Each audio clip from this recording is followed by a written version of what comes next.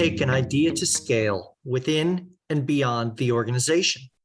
That's a challenge, even in a small organization. But when you have an organization with 100,000 employees or more, it becomes a massive challenge. Good ideas simply do not reach scale on their own. As today's guest says, it's not just a white paper anymore. Kasey Lobaugh is both the chief futurist for the consumer industry and a principal at Deloitte Consulting, LLP. In today's episode, we'll talk about what it takes to do a deep and environmental scan in search of insights. We'll explore how you bring others within the organization on board. And we'll talk about why thought leadership is most definitely a team sport. I'm Bill Sherman, and you're listening to Leveraging Thought Leadership. Ready? Let's begin. Welcome to the show, Kasey. Oh, thank you. I'm thrilled to be here. So you and I were having a conversation a couple weeks ago, and you said something that stuck with me, and I want to start this conversation. You were referring to a project that you had just completed and taking out into the world, and you said, it's not a white paper, it's a platform. So what is that project, and what did you mean by that when you said? Yeah, okay. So I like that one because that one's one I'm saying quite often these days. Because we did recently publish a report that we call Buying into Better, the Future of the Consumer Industry. And that report was the culmination of a year's worth of work where we engaged with over 800 people from across the industry, internal to Deloitte, external to Deloitte, a lot of different titles, a lot of different expertise that we brought together. And we did that in order to really shape our thinking about the forces that were coming together that would shape the next decade of our industry. Now, we did that on behalf of our clients, but we also did that on behalf of us so that we could have a deep understanding and shape our own strategy around this. Now, yes, you heard me mention we have published a paper and it's available. However, that's an asset that's a derivative of the platform. What I mean by the platform is that, this idea about buying into better is an objective. The objective is to help the industry begin to shape itself and to influence it to make the right choices to shape the future that we want more broadly, but also to do the same for us at Deloitte. Shape our own practice, shape our own industry, shape our own priorities. And the platform, we believe will have, it will be long-lived. We will have a whole series of research that we continue to do. We continue to refresh, we continue to update. I'm confident we'll have a whole series of papers that get published on the backs of that research. But the real thing that I try and impress upon people is that what we're trying to do is we're trying to move the market. We're trying to move our own firm. And that's the objective. And the platform is dedicated to that. So what I try and do is say, it's not a paper. We do have a paper, but that's a derivative. But the real platform is this long-lived capability, this long-lived investment, and this long-lived objective that we're organized around. So hopefully that makes sense of the difference between the two. I think it does. And the risk of a white paper or report is it gets attached, maybe shared a little bit, but it doesn't necessarily fuel the conversation in the same way, right? And so you need people to embrace the ideas for them to come to life, both, as you said, internally within Deloitte, as well as then to clients so they can start thinking ahead. So with that, you did a lot of research and you said a year's worth, but you talked to a lot of people. Let's break down some of those conversations as to who did you talk to and how many conversations? Yeah, and of course, a part of impacting change is actually engaging a lot of people in the process. So part of the reason why we've engaged so many people was for that reason. We wanted to engage people deeply, let them swim in the content, let them help shape the content. So of the 800 or so people that we've engaged with, I'll give you some categories. Perfect. So we certainly had quite a few people within Deloitte, senior people that have expertise in the various industries that make up for us the consumer industry.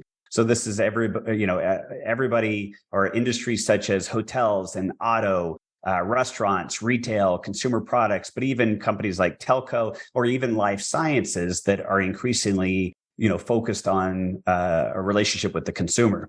So we had that expertise that was participating with us, but we also had external expertise, meaning clients that were involved. We had academia, multiple institutions that participated. We engaged with think tanks, Wall Street stock analysts that have different perspectives than others, right? And we also engaged with deep expertise, some of which was in the firm and outside the firm around things like economics or sociology or government policy. There's people that have deep expertise in those topics, and those topics matter. However, they're only a piece of the puzzle.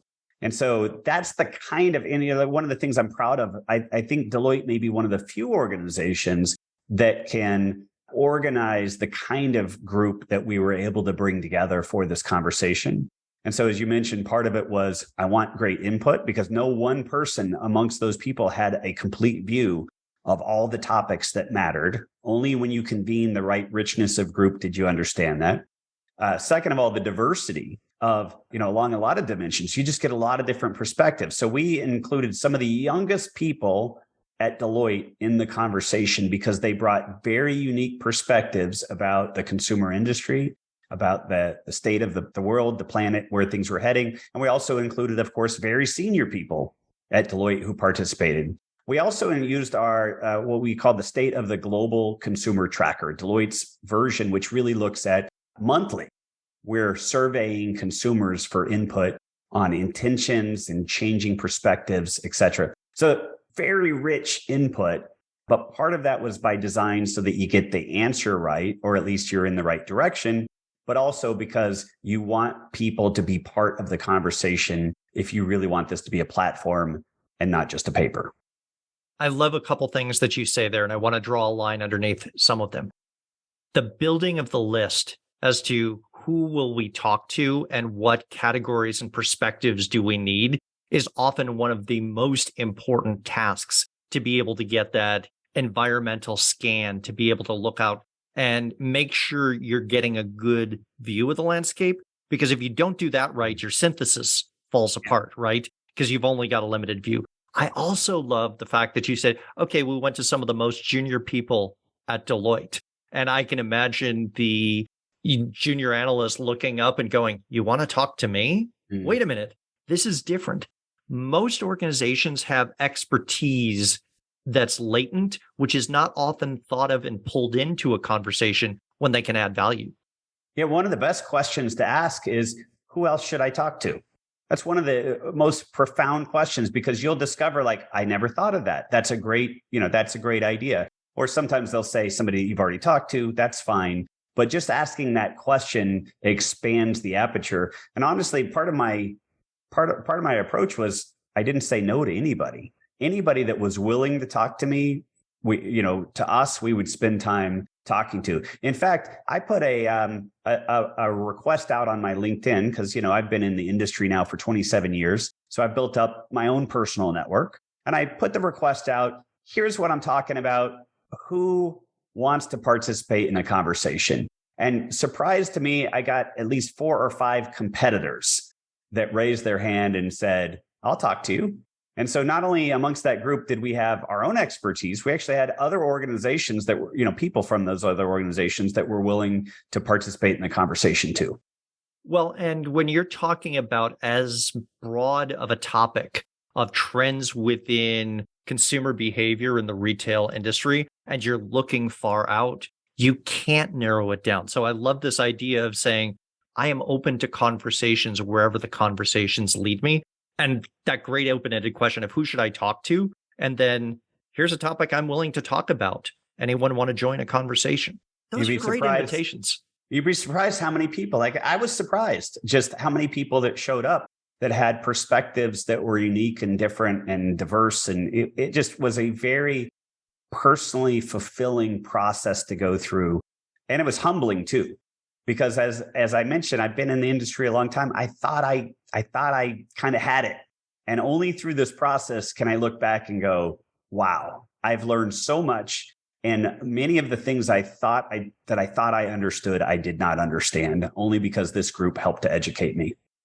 I've often referred to that process as thinking in public and being willing to say, here's what I'm thinking about. I don't have all the answers, but I'd love to hear your thoughts. as a way to open up the conversation. Then certainly, like you said, to learn, right? Because it forces the person opening the conversation to approach it with a little bit of humility, because you're admitting right off the top, I don't have the answers. I want to hear your perspective. So I agree with that, but there's also an evolution where at the beginning of the process, we're very much like, we don't even know where to start. So right. And towards the end of the process, we're actually starting to test some ideas. Because at this point, you've started to hear enough commonality and some things start to emerge. And so at the end, you're asking some questions, but really you're testing ideas to see if they resonate or if they agree. Well, and that ability to sift information as you go through the process. And you talked about doing interviews over the course of a year. You see the themes that emerge. You can do some hypothesis testing and see, okay, is this a pattern that just because I talked to 3 people, it's really a pattern? Or was that a unusual selection and sample of those people? That's right. That's right. One other thing that we did next, once we talked to the people and the topics came up, we actually took the over 100 topics and went and did deep research on those topics. So that was sort of the next step, where I had a team that said, let's go dig into these and try and figure out. And what I like to say is what's happening on the cutting edge, because most of the topics that come up would say, oh, I think I understand that. And then when you go to the cutting edge of it, that's where I'd say, oh, I didn't understand that. Like these are evolving fast. And most of our understanding of these topics, tends to be, in some ways I say pedestrian. In some ways it's conventional wisdom. It's the commonality. So even on things like, I'll use an example, the growing diversity of the consumer. I would have nodded my head and said, yep, I've heard that. I understand that. But mostly we'll talk in averages. We'll talk about the population, is X, Y, or Z. The cutting edge would say, no, let's not talk about the population. Let's talk about Gen Z, just Gen Z. Right. Because that becomes the consumer of the next decade. And so I don't want to average it out. I really want to understand what's happening on that cutting edge. When I look at that data, I say to myself, oh, I didn't fully understand what was happening. And now suddenly I'm enlightened about the degree of change that we're talking about on that one topic. And frankly, I use that one topic, but I could say the same on any of the topics, whether it's artificial intelligence, whether it's changing sexuality and gender identity. And those were economics. A couple of the data points that when I read through the report, I think it was 25% of Gen Z expected that at some point they would have a gender fluid identity at some point. That's right. That forces you to think in a different way than if you're looking at the entire aggregate of the current, population, right? Yeah, that's right. And in fact, that causes, and that particular data point talks about gender identity. There's another data point that talks about the changing degree to which people are LGBT. And again, to the Gen Z, if you compare Gen Z to the baby boomer generation, it's dramatic difference. And then sometimes I ask my clients, you think about some retail clients who are organized by here's the men's department and here's the women's department. And you actually begin to see in the data, no, there's a level of diversity and fluidity. And there's a level that's becoming apparent that actually would cause us to think differently about how we think about our business, how we organize it, how we target, how we cater to, how we serve, all of those sorts of topics actually start to open up pretty broadly on the cutting edge. So technology is the easy one to sort of understand on the cutting edge. Like, we're seeing a lot with generative AI in the news. Right. A year ago, we were digging into this and mind blowing what's happening on the cutting edge. And if you're familiar with some of the chat, sort of functionality that's out there, et cetera, and realize like Stanford University says that AI is moving faster than Moore's law. It's doubling every 3 months. So now stop and think about that. Whatever it is that's mind blowing to you today will double in 3 months in its capability. That's cutting edge. That actually causes you to think differently about what you thought you understood. Yeah. So by the time we get to the end of 2023, we've gone through 4 doublings. That's amazing, right? To me, it's hard to comprehend. What does twice as good look like? Right. I'm not sure I understand, because what you'll see out there is really mind-blowingly good already, though there's still there are flaws. There are things where you look and you say, okay, that needs to be refined, or how do you make sure the information it's delivering is actually truthful, right? Yeah, that's right. I think one of the data points I saw recently is someone asked one of the whether it was ChatGPT or one of the AIs, what the population of Mars was, and it confidently replied 250 million, right? And that's a knowable fact, but it is arguing that fact with the confidence of sort of like a first-year college undergrad, even though they're completely wrong, right? So but that you look will be at overcome. You look at that and go, okay, first of all, it's mind-blowing, but it's also a little funny to find out where the mistakes live. Right. But just to comprehend and imagine that Stanford University is wrong. Just imagine for a minute that maybe it's not every 3 months. What if it's every 6 months? What if it's every year? It doesn't matter. It still tells us to think very differently about the next decade. Now, I shared with you, 3 or 4 different data points that say on the cutting edge. But I would tell you across the 100 or more topics, you have this same sort of aha moment that happens on each one. But secondarily, they converge. And that's the harder part to sort of think about, because you can think about everyone individually and think about it linearly and sort of go, how's this one progress? But when that almost takes an academic perspective of, I'm going to focus on these topics and just keep researching them. You have to take the next step and say, okay, what's important? What's going to shape the future and be predominant so that I can find the signal from the noise? Yeah. So let me give you an example, because part of our work is we do these collaborative workshops, and we send people and we ask them a topic like, hey, take the future of relationships, how we as humans forge relationships, what our relationship is with technology. And now go spend your time, and we put up on the wall all 100 or so things. And we say, go pick the things on the wall that you think that when they come together, they tell a story about how much this topic might change. And what you discover, by the way, we tell people to go pick 3, and they can never just pick 3. They always pick 8 to 10. And then they come back, and after they spend a little time thinking about it, they tell a phenomenal story that they never would have gotten to if they went linear on, AI gets better and therefore it looks like this. If you're enjoying this episode of Leveraging Thought Leadership, please make sure to subscribe. If you'd like to help spread the word about our podcast, please leave a 5-star review at ratethispodcast.com/LTL and share it with your friends. We're available on Apple Podcasts and on all major listening apps, as well as thoughtleadershipleverage.com/podcasts. So let's talk about those workshops for a while, because you've been doing a fair number of them, both internally and then some externally, if I understand correctly. Talk about how you're taking the ideas and breathing life into them within the organization. So within Deloitte to begin with, because I think one of the things that we see with thought leadership is there's this last mile problem. How do you get the idea to the people who need to hear it, understand it, and use it? So let's talk about the workshops. Yeah. So I'd say that you've got to divide them into 2 categories. There was discovery workshops that we had done. So let's put those aside for a minute. Right. Because what I want to talk about is really the real challenge that we have.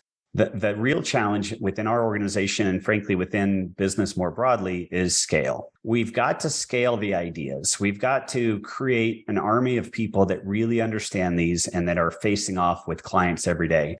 I've spent a lot of time studying these, but if I'm the one that has to go to every meeting with every client and introduce, we're dead on arrival.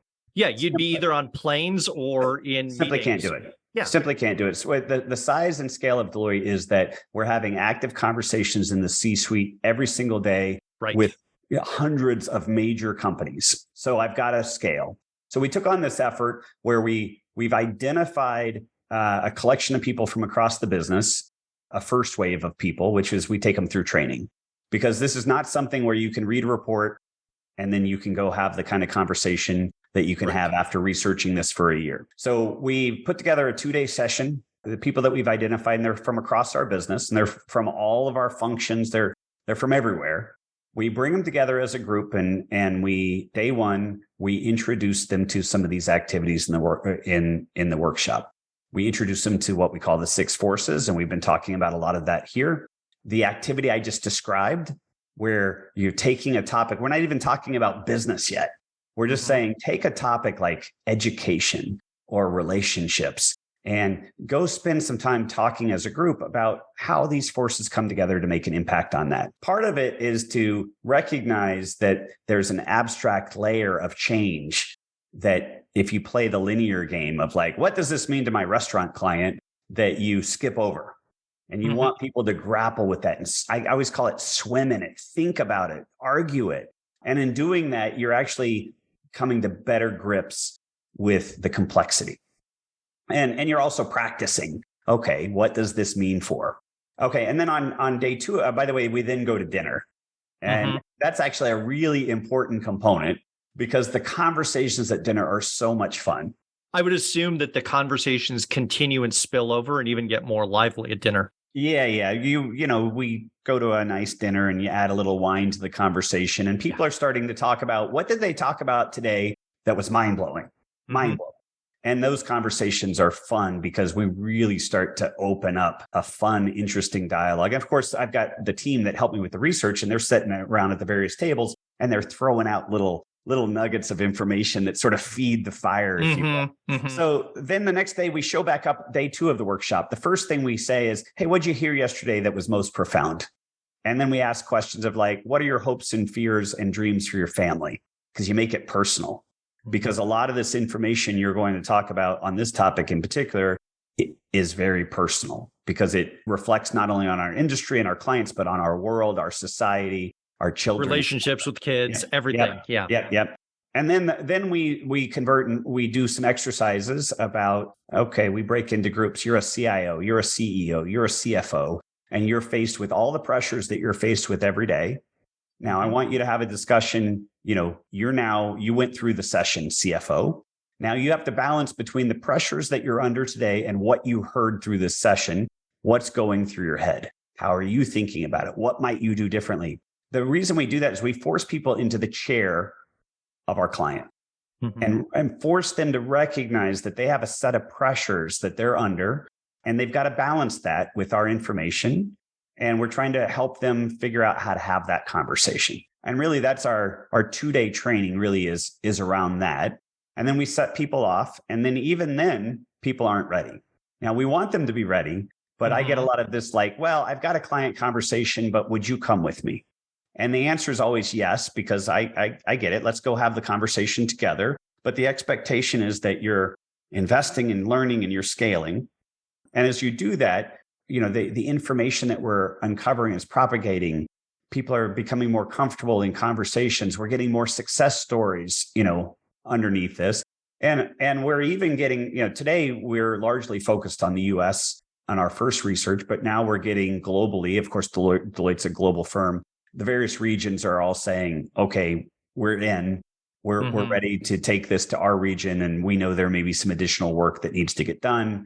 But we're going to make that investment. So now we're going global with the platform. And that's why I say it's a platform. Like you could go to the website and see that there's a paper, and yes, there's a paper, but really the value comes in scale, impact, conversation, stories.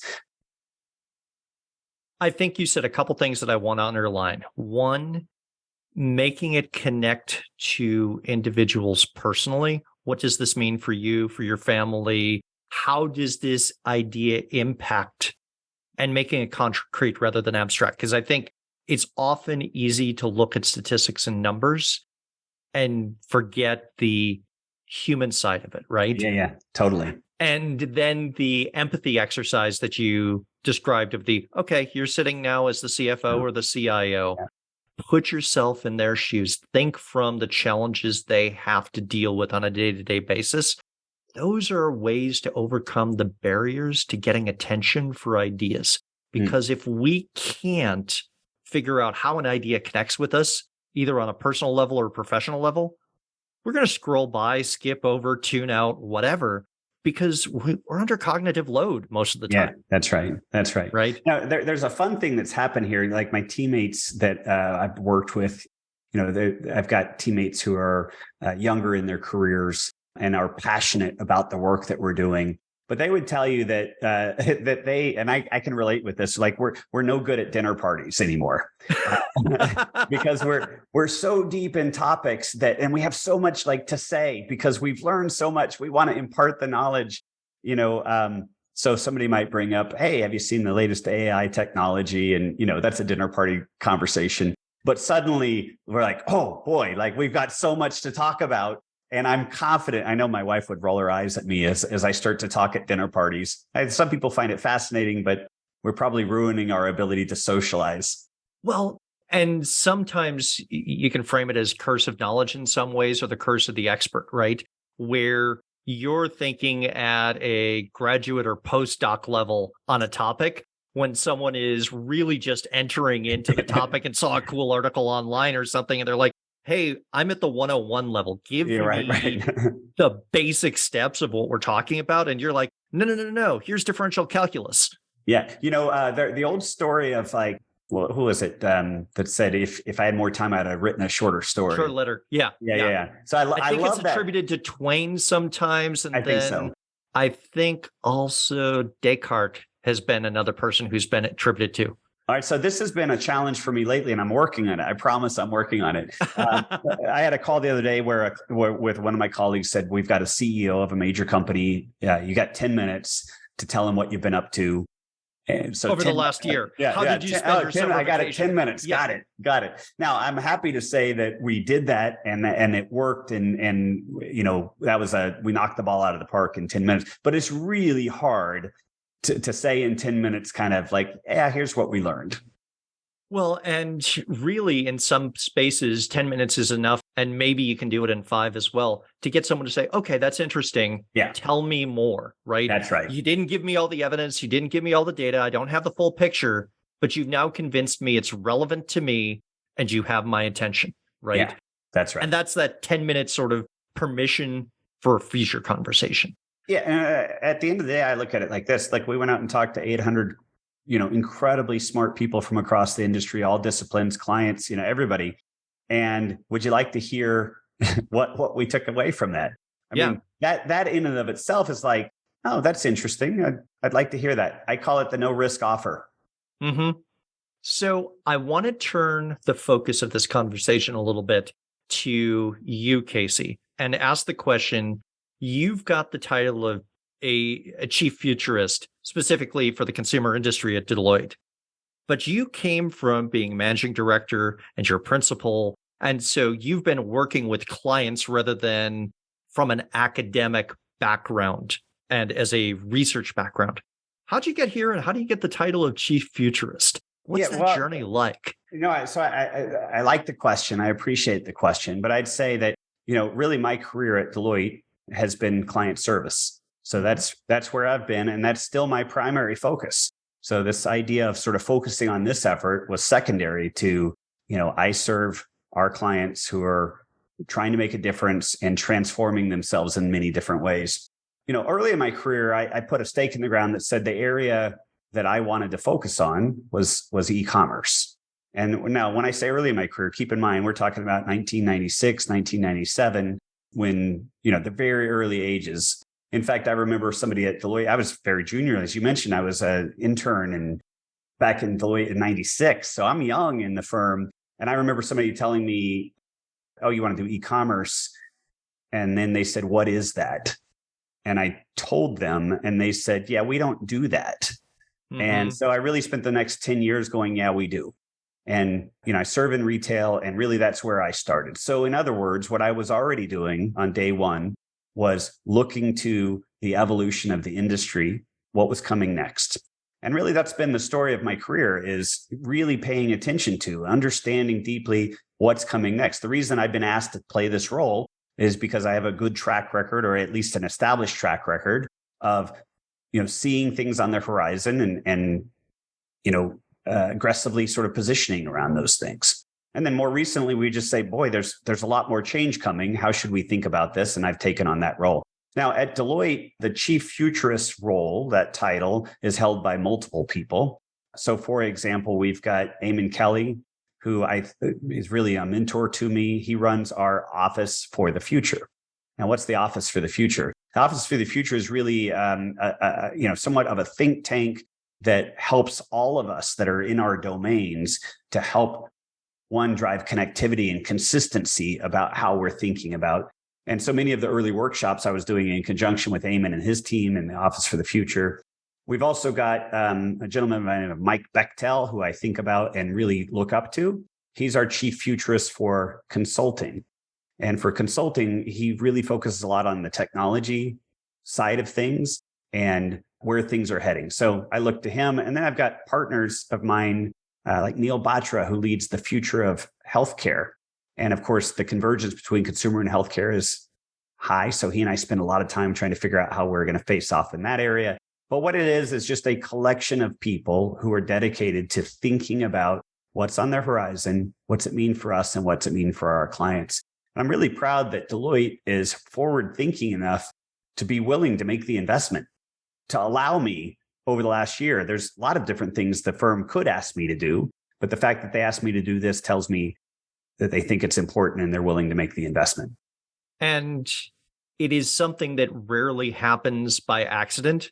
Either one of two things happens. An individual, like you were talking about earlier in your career, and I know you did some earlier projects as well that we could talk about, where you said, hey, here's a topic I need to understand more about, and do your own research on that and then bring the ideas in. Or alternately, the firm says, yeah, this is right. You're the person. Can you synthesize this sort of state of thinking for us, right? That's right. And if you wait for serendipity, you're betting on luck. So structurally making the bet and saying, we've got to understand where the world is going makes a lot of sense. Yeah. And really this idea about being able to see things, being convinced, like conviction. I see something that I'm not sure that other people see. And I actually want to help people to see it and understand it. You and I talked about some of the previous research that I had done where I spend time with a client and they say something to me that makes me go, okay, I understand where your perspectives are, but I also understand that you're misunderstanding a topic. And if I could do the research and convince you otherwise, I think I'm going to make a difference. And so that's what I've done and sort of had this track record around identifying these topics that I could go make a difference on. And it was that track record, one after another, that led us to take on such a bold topic as we're on right now. So as we begin to wrap up, Kasey, I want to ask you a question, right? And I want you to think about your younger self. You mentioned yourself in the 90s, right? Whether it's in the intern days or soon after. What advice would you give your younger self about the practice of thought leadership and bringing ideas to scale? And the reason I ask that is not just a retrospective for yourself, but there are a number of people who are seeing more opportunities in thought leadership in their work. And what advice would you give to someone starting on the journey today? Yeah. So there's probably two components to that, and maybe you just alluded to them. One is confidence. Have confidence in things that you see, things that you're starting to understand in ways that you think others need to understand them. So once you start investing time and energy into those topics, you actually find out that's a great way to add value. A lot of people see things that they don't do anything about. So just practice. It's a skill too, by the way. It's a skill of identifying and researching it and then articulating. How do you explain it in a way that someone can understand it and that they come away moved, right? That's a skill set. So start practicing that early and just be confident in your ability to do that, your ability to see. But the second thing is, and I'm still trying to learn this one, which is scale. Everything has to do with scale. I don't care how good research is or how great a paper is written. Those are insignificant in the ability, because ultimately the only reason we do any of this is to try and move people, try and make a difference, try and get people to see opportunity or see challenges in new lights. The only way you're going to do that is by getting ideas out and letting them run free in the wild. And they don't do that in a PDF on a website. Absolutely. And I would add to on that sense of scale, break down the next steps so that it's a simple next step for them so they know what to do. Because one of the barriers to say scale has been, oh, that's a good idea, but I don't know what to do with it today. And so it goes into the junk drawer metaphorically in the kitchen where it's Yeah. like, yeah, there's a bunch of good ideas, but I don't know what to do. So they're there and I'll go focus on what I know to do. So I love that. One of the things we've done is I call it, we created these board game cards. So imagine if how to get this into play was a board game. And on each card, I've got different ways to get it into play. You could make the no risk offer. You could send the PDF. You could offer up a free workshop. All of those are just different ways. And what we're discovering is there's a lot of different ways to get this into play. And we're trying to your point is like, I don't know what to do with it. Well, here's a stack of 15 different ways to get it into play. And we actually, distribute them as if they're playing cards. You just open up the stack and you can interact with these and learn, because that's really the trick is no two clients are the same. No two situations, no two relationships are the same. We have to arm people with options of getting engaged in conversation. And when you have those conversations, and this goes back to a point that you were talking about earlier, the comfort and confidence to have that conversation, even if they weren't the ones doing the original research. And so what is a tell in my mind, especially if it's a face-to-face conversation, is does the person have the spark in their eye when they're talking about the topic? Because that can't be faked. You can't fake the enthusiasm and the clarity and confidence with that. Yeah. And that actually takes investment on behalf of the person that wants to go have the conversation. Oh, totally. You have to put in the time. Now you don't have to put in a year because we did years worth of work. We've got a compendium of research and articles and we've summarized so many things. Yep. But you still have to spend the time. There's no way to fake that. There's no PowerPoint deck in the world that will make you legitimate on that topic. Right. So we just try and encourage people and we try and find those people that are interested. We try and tell the stories that cause people to go, well, why am I not doing that? Why am I like, and a lot of this is storytelling. A lot of it is finding success stories and telling them over and over again until people are like, okay, you got me. Kasey, I think you and I could continue this conversation for a long time, but we should stop here. So I want to thank you for joining us today and sharing not only the work about buying into better, but how it came to be and how you're bringing those ideas to the world. Oh, I appreciate the opportunity to talk about it. It's been a fun journey. If you're interested in organizational thought leadership, then I invite you to subscribe to the OrgTL newsletter. Each month, we talk about the people who create, curate, and deploy thought leadership on behalf of their organizations. Go to the website orgtl.com and choose Join Our Newsletter.